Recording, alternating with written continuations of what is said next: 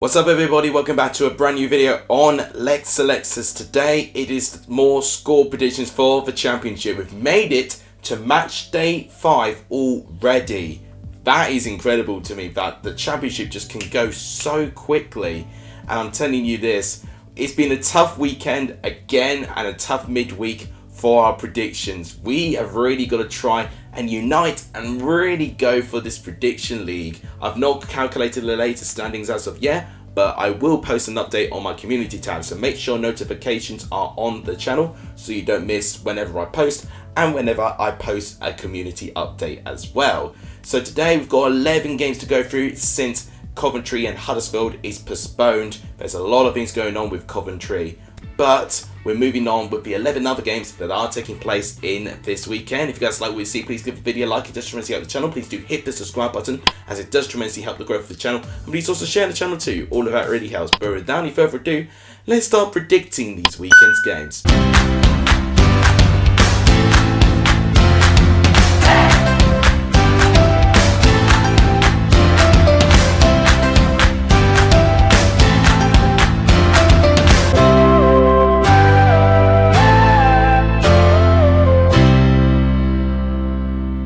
The first game to predict is Norwich versus Millwall. This is the Friday night game, and I'm telling you this, Millwall right now are currently in the top 6, and they've currently only got one defeat on their belt, which was that 2-0 away defeat against Stoke City. But the rest of the time, they've managed to pick up at least a draw. I tell you what, how they salvaged a draw against Swansea, I have no idea. They only performed with only one shot on target, and they got 2 goals out of it, 2 own goals by Swansea in stoppage time as they were trying to kill the game off. So I think it was more or less Swansea not showing game management. But I tell you this, Mill have done bloody well to even get into that game, and to even get a draw out of it. It was a real snatch and grab, and Gary Rowett will be proud of that. They faced a Norwich team which had got their first win of the season by beating Huddersfield by 2-1.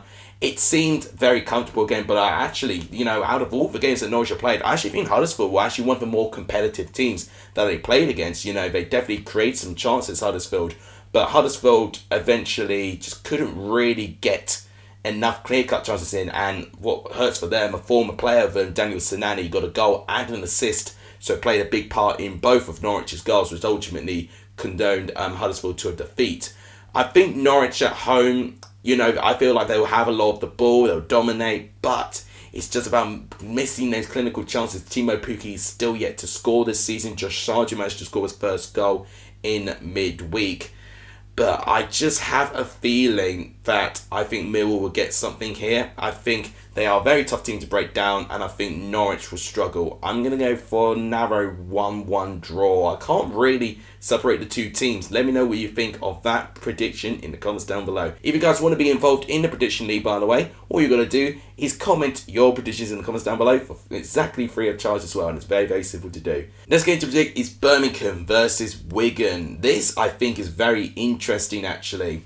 So Wigan have had a bit of a break because they didn't play midweek because they were supposed to play against Coventry. I've already talked about Coventry with their stadium issues, their joint statement with the Wasps, the fact they could get taken over very soon, Simon Jordan being the favourite there. But that's probably worth a different video entirely. If I'm basing it on predictions, Wigan in pretty much all of their games have been competitive. They're still unbeaten, but they've only drawn their 3 opening games. They have not managed to win one of their games, but have not managed to lose either.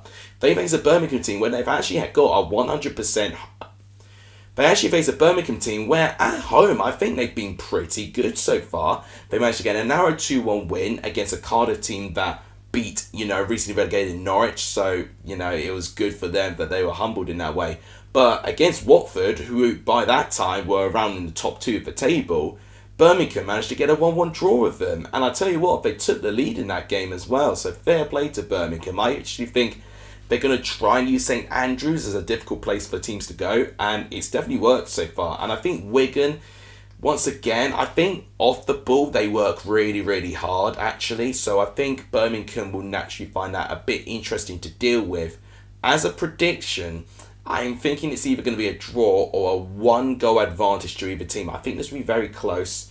I think based on how good Birmingham have been at home so far, I might edge the Blues. I'm going to go for a 2-1 narrow home victory to Birmingham. Let me know what you think of that in the comments down below. Next game to predict is Burnley versus Blackpool. This is the first of the Lancashire derbies that we're going to see from this season. We're going to get a lot because we've got a lot of Lancashire teams in the Championship this year. And we have our first instalment here with Vincent Kompany going up against Michael Appleton. Now, I would not have predicted at this stage of the season that Blackpool would be the team above Burnley right now. They picked up 2 wins so far this season. Both narrow 1-0 wins. They got a 1-0 home win against Reading in the opening day of the season, and very recently a 1-0 away victory against QPR in midweek. Josh Bowler getting the only goal. When you looked at the momentum, I think QPR definitely had more chances, but to be fair, I think Blackpool stayed competitive. And what I will say, I think if they keep getting those narrow results, you may argue, oh, their light's going to run out, but before you know it, they'll pick up enough wins and enough points that they don't even need to worry about relegation. I honestly think with the sudden changes in Blackpool, they'll be aiming just to really get some stability, and potentially Appleton can grow with them, because I could definitely see the progress Appleton has made considering what happened with him in his last spell. You know, within a couple of game weeks, he's going to overtake the amount of days in charge that he was Blackpool manager, which is quite unbelievable.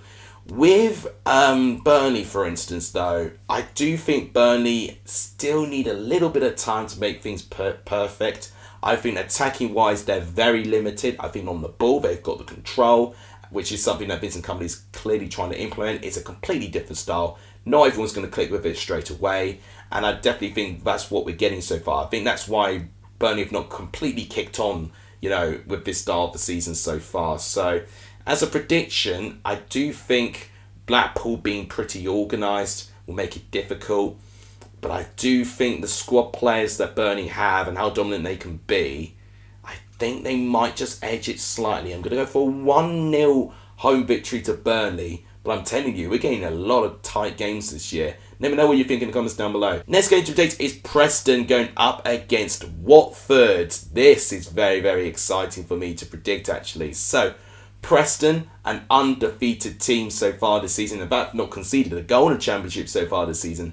They face a Watford team who are also undefeated so far, and have faced some really, really tough competition, Watford, to even get to this stage. You know, they've already played Sheffield United and beat them. They managed to escape a draw against West Brom as well. They've been playing some tough teams. They managed to get a result against Burnley as well.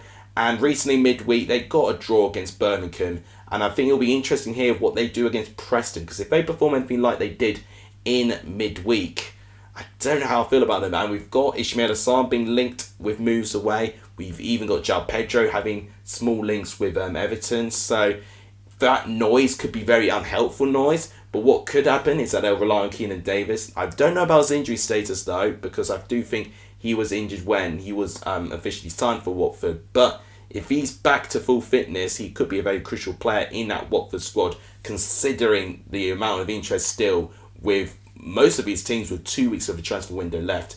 Preston, I think, will be interesting going into this game. I mean, they've only scored 1 goal so far this season, a cracking goal by Brad Potts last weekend. But they really need to score more goals. In fact, it was only Burnley, I believe, who actually created more big chances than what Preston have done. So it's amazing that Preston have only scored 1 goal. They really, really need to start getting their scoring boots on. Otherwise, they're really going to regret not taking, you know, the start of the season by the scruff of the neck, because they're just outside the top 6, Preston, and a good result, they could overtake Watford, who they themselves are in the top 6. As a prediction, I'm going to go for a draw. I'm going to go for a 1-1 draw. I think Preston will concede their first goal, because I think Watford's attack is one of the best attacks in the Championship, despite already losing Emmanuel Dennis. But I think Preston, the way that they've managed to grind out points and results, I naturally think they are good enough to get something here. So I'll go for a 1-1 draw. Let me know what you think in the comments down below. Next game to predict is QPR versus Rotherham. Now, this is interesting as well. So QPR, I can already see I've got a tad of inconsistency within them. Now, I do sympathise with them with their injury problems right now. I definitely think what we're getting with those injuries is kind of catching up to this team. And especially with a quick turnaround of games as well, I think that's definitely going to make things a lot worse. So I do think with this quick turnaround, I think QPR will not feel in full fitness and they won't be fully up for it. Not like they don't intend to, but it's just mentally grueling for a lot of these same players having to play in that quick succession, keeping in mind, how small their squad's going to be with all those injuries. With Rotherham, they're still unbeaten in the league. Albeit they've only picked up one win. I mean, a brilliant 4-0 win against Reading last weekend. But they've managed to pick up draws in their other games. And I tell you this, they've done really, really well, Rotherham, to even get the points that they managed to get as well. They've been a bit guilty, actually, Rotherham, at times, by dropping points in losing positions. So they're going to be quite careful if they do take the lead against QPR, let's say. But I do think in this game, still, with Rotherham playing the way that they are, they won't have a lot of the ball. QPR will have more of it, and I do think they play a bit better on the ball with Michael Beale's style of football. And if they see anything like that they did against Middlesbrough, when they do give them the ball and you give them the space and they can create chances, it might just be QPR that might just squeak a win. I'm going to go 2-1, but I'm not confident on this. I feel like I'm really underestimating Rotherham right now. Let me know what you think in the comments down below. Next game to predict is Reading versus Middlesbrough. Now, Reading have started a lot better than I thought. Obviously, with the opening 4 games, this really determined, if Reading were up for it. I needed to see them win at least 2 out of their 4 games to really, give me a little bit of confidence that they could maybe compete. And lo and behold, that 3-0 win against top of the table Blackburn has done exactly that. And I do think the introduction of Lucas João for the first time this season, coming from the bench, going onto the bench and actually contributing to a goal, I think he'll be very important, because I think when they had Ejaria, Mate and João injured all at once, I do think Reading were quite limited with options, and it showed with their 4-0 defeat. And I think what's also the case as well, I think that part of that scoreline was down to Joe Lumley with poor goalkeeping. But I think when they keep things simple and they get a goal and, they've got a lead to kind of hold on to, I do think Reading are pretty good with that. And that could be a good advantage going into a game against Middlesbrough, when they're being very guilty of not holding their lead very, very well at all. In their last game in midweek, they were 2-1 up against Stoke City, going into stoppage time. But DiMaggio Wright-Phillips manages to get an equaliser. So Stoke would have taken a point, but both Stoke and Middlesbrough have not really started the season that well at all. Middlesbrough especially, I'm really surprised that they've not picked up a win so far. Do I think they'll get a win against this Reading side? I'm going to say yes and gamble on it, but I think once again, I can't give Middlesbrough that much confidence that they'll smash them. I'm going to say a narrow 2-1 away win. But let me know what you think in the comments down below. Next game is Sheffield United versus Blackburn. Now, I did watch Sheffield United pretty recently against Sunderland for the full 90 minutes. And what I will say about Sheffield United, they've got options. There's no doubt about it. They've had 11 plus players injured. And still with the team that they got on the pitch, it's still, I think, good enough to compete with a lot of teams, which tells me that this Sheffield United squad has got depth. And one thing that you need to really be a good competitive championship team is quality and depth. And definitely Sheffield United got that with an abundance amount. Blackburn have been humbled a little bit. They've tasted defeat for the first time this season. They've lost 3-0 to Reading. Now, I'm really intrigued to see the outcome of this game, because I do think Blackburn will still continue the way they play, not playing a lot on the ball, hit them on the counter-attack. And Sheffield United have been exposed the odd time of conceding goals from the counter-attack. Think of their 1-0 defeat against Watford. That goal was a counter-attack goal. So Blackburn could look at that as the way to hurt them. But I think as long as they keep their discipline and they don't make any, mistakes out of the bat, because ultimately they lost out their clean sheet to John Egan not playing a good enough pass to James McAtee there, who, by the way, I'll give him a shout out because I actually think he had a really good job in his debut actually, and I really want to see him play against Blackburn actually. I think he'll be a really good fit in that midfield position there. As a prediction, I do think Sheffield United being at home, I think it's also a big difference as well. I think the home crowd really lift them with their performance. I think Blackburn, they're going to have to rely on Sheffield United missing some chances, which they can do. But I think if they score an early goal, I think it will be Sheffield United. I'm going to go for a 2-0 home win. Let me know what you think of this score prediction in the comments down below. Next game to predict is Stoke versus Sunderland. Now this, I think, will be very close. It's the battle of the red and white stripes. So it's going to be interesting to see which one of those red and white stripy teams is going to collect the all 3 points potentially. Now, Stoke have managed to pick up one win. I've already mentioned it. It was a 2-0 victory over Millwall. But recently, I think Michael O'Neill is really starting to feel the pressure. You know, losing to Huddersfield was embarrassing enough. That's only Huddersfield's only win so far this season. And with this game, though, against Middlesbrough, I've got to say, I think they've done quite well, actually, to get a point out of it. Probably didn't deserve it with the performances. But in that first half, when they scored, I actually think Stoke looked quite good. They just unfortunately took the foot off the gas a little bit, and I do think that's going to be a really big problem for them if they cannot manage games properly. You know, one of the basics that you need is game management. If your team doesn't have that, then you're going to concede so many silly goals from just needless moments, unfortunately. With Sunderland, their work rate off the ball, I can't fault it. It's fantastic. They really, really work hard, and they're determined. They were down to 10 men with Dan Neil getting a red card in the 30th minute. They were down to 10 men against Sheffield United for a whole hour and actually didn't really look like that they were under too much pressure and actually still attacked themselves and got a goal out of it as well. A brilliant chipped goal by Lyndon Gooch there.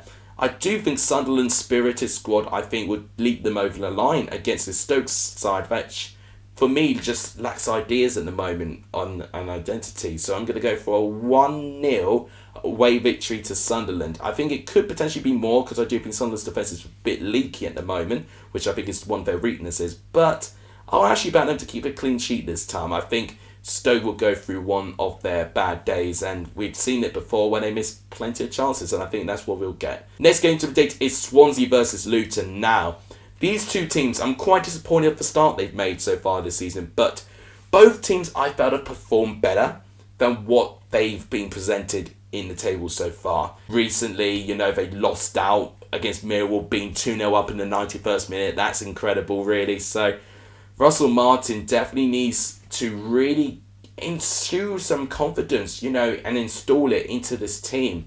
That is what I think is lacking so far. Just the confidence to see out a game.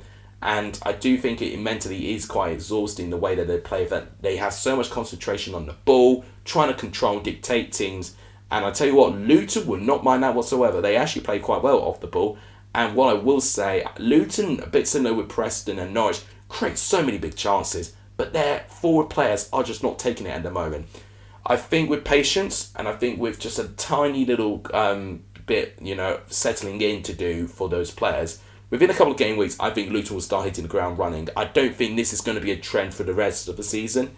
And actually, I might edge Luton here, you know, because I think Swansea have got this really tough period that they've got right now, that I think they're still having the same issues as last year. I think Luton, with the way they play, I think the pressure will be off them, and I think that will definitely help them link them over the line. I'm going to go 1-0 away to Luton. Let me know what you think in the comments down below. Next game to predict, which is the final game on the Saturday, is West Brom versus Hull. It's the Steve Bruce derby, so I'm really interested to see how this game is going to go around. So as I said, Steve Bruce is returning to his former club, the club that he managed to get promoted from the Championship and nearly got them to survive in the Premier League as well. So definitely some positive and some sour memories at Hull City there for Steve Bruce. Now, West Brom are winners so far, but they have managed to draw quite a lot of their games. 3 out of the 4 games that they've had this season, they've drawn, and they've only lost 1 game so far this season. So I think as a whole, I think West Brom have actually done all right so far. It's just, once again, like the many examples, I just think their performances are not quite reflecting, you know, where I think they should be in the table. Now, in terms of the opposition that they do have to play up against Hull City, they're still unbeaten right now. But they have not won too many games. So they've managed to win 2 and draw 2 so far. And I wouldn't say their performances are like top tier level, but Hull are still finding ways to get draws and results. And to get an away point against Burnley, for instance, was really, really good. They even took the lead. I'm telling you, I think Hull this year are a dark horse. I called it in my video with Matt about dark horses for this season. And Hull so far are definitely fulfilling that potential. I think the signings they've made are very clever. Estupinian looking really, really good already. As a prediction, I'm going to go for a 1-1 draw. I think West Brom played better at Hawthorns, but I'm going to say that Hull might get something still. So I'll say 1-1. Let me know what you think in the comments. The final game to predict this weekend is the 7-side derby taking place on the Sunday, Bristol City versus Cardiff. Now, what we tend to see is that one team wins one half and then the other team wins another. It's actually very uncommon for one team to do the double out of these two teams, which will be something to be very mindful come this next time we do this game week. Now, with Bristol City, they managed to pick up a good win against Luton, their first win of the season. I think they've been a little bit unlucky. I've said this before my stream. I think Stoke and Bristol City have been the most unlucky in terms of officiating and not getting points from that. But it was good for Bristol City that they finally got a decent win against Luton Town, where, you know, they did have some controversy in that game. Mark Sykes did get red carded, and arguably Luton probably should have gone down to 10 men also. But it's still a win, and honestly, that's what they have to take. But anyway, it's a Cardiff team where at home they've been great, but away from home, the only time they've played away from home is that defeat that they had against Birmingham and that 0-0 draw that they had with West Brom. So I'm not too keen with Cardiff so far away from home, and I don't know how bad the injury is with Jamili Collins as well, because I think he's been crucial for that game as well. Callum O'Dowda could be playing against his former club, and I'll be very interested to see how he's going to thrive in that circumstance there, going to the other seven-side club. As a prediction, it really could go either way, but I'm going to say Bristol City will edge this by 2-1. Let me know what you think about these predictions in the comments down below. So guys, that is my predictions completely done. If you guys enjoyed what you saw, please give the video a like. It just tremendously help the growth of this channel. Please do hit the subscribe button. It really does help the growth of this channel too. And please share the channel too. All of that really helps. Thank you guys so much for watching. You guys are legendary if you saw the end of this video. As always, I'll see you guys soon, and I hope you enjoy watching the football matches this weekend. Take care, everyone.